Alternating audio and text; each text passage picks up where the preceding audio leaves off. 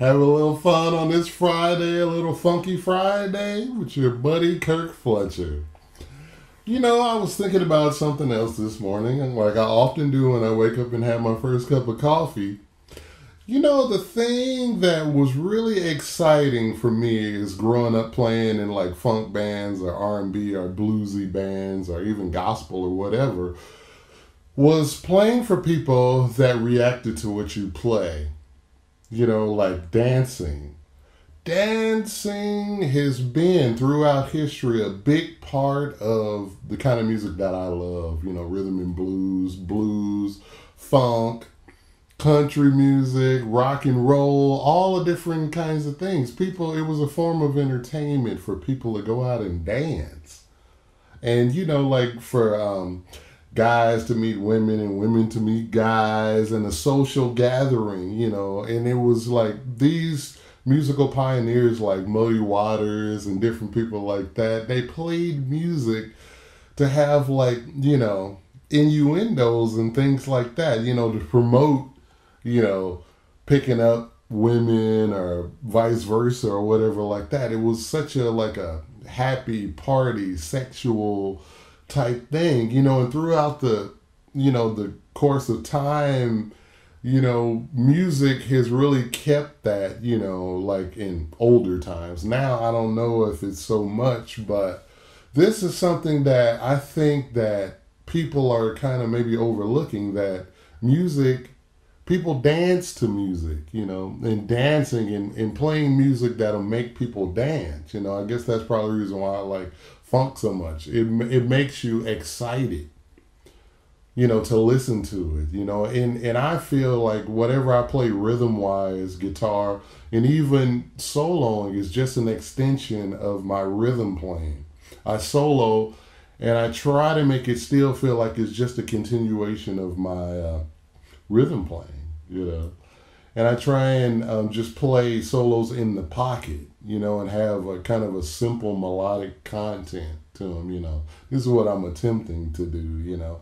And my favorite players like, you know, Jesse Ed Davis and people like that, and Cornell Dupree again, and, you know, just so many different players. They had this element of their playing that was so, you know, like, it just really brought you in and drew you in to, you know, the music, you know. And another topic that I like to bring up too is, you know, serving the song. You know, a lot of people say this. A lot of guitar players or piano players or whoever, drummers or whatever say they're playing for the song. You know, I'm playing for the song. And I think what that means is, for me, what serving the song means is whatever it takes, it's serious, you know, whatever it takes to make that song sound better.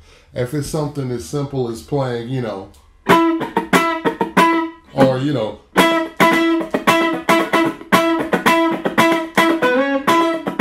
that's just an octave thing, you know, but it just propelled the song, something crazy, to just play that, and it stands out because, you know, simplicity is my one of my favorite drummers, Steve Jordan, says simplicity is not stupidity, you know. So sometimes, you know, if something is just getting where it's too busy and there's too much stuff going on, I always start subtracting instead of putting more or turning stuff up in the track or doing whatever. I always want to do less, you know, and I've almost took that to the extreme of doing less sometimes, and I should probably maybe do more sometimes.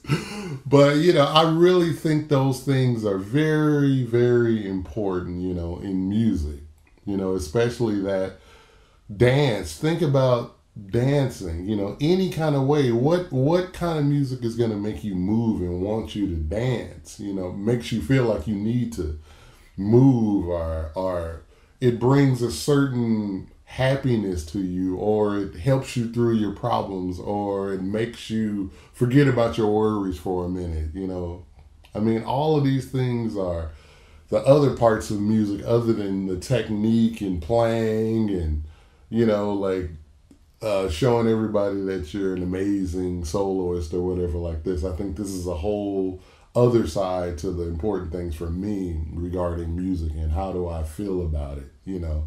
I mean, sometimes I'll be like, with technique or whatever like that, I'll be like, that is great. But, someone like John Lee Hooker or Howlin' Wolf are saying the same things in a even almost more of a deeper way than, technique.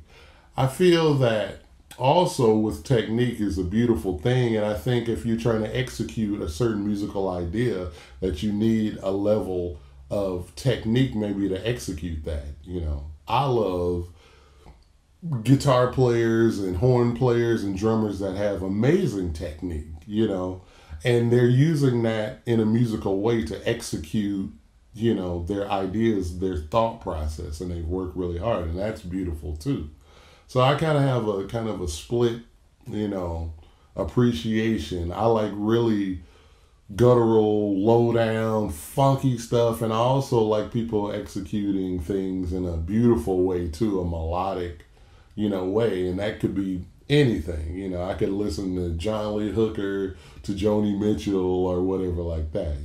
To me, the most important thing is how it makes a person feel. No matter how you get there, at the end of the day, technique, no technique, 1 string or 30 strings, as long as you are getting that point across of it feeling and moving me in a certain way. Because I think we can really use that in today's times right now.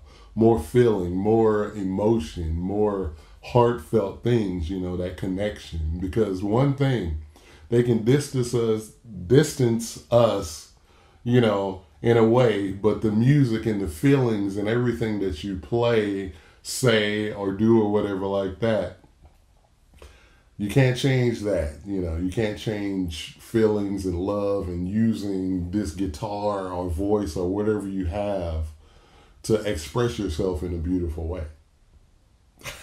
Now I'm getting all deep. Anyways, happy Friday, everybody, and, keep it funky.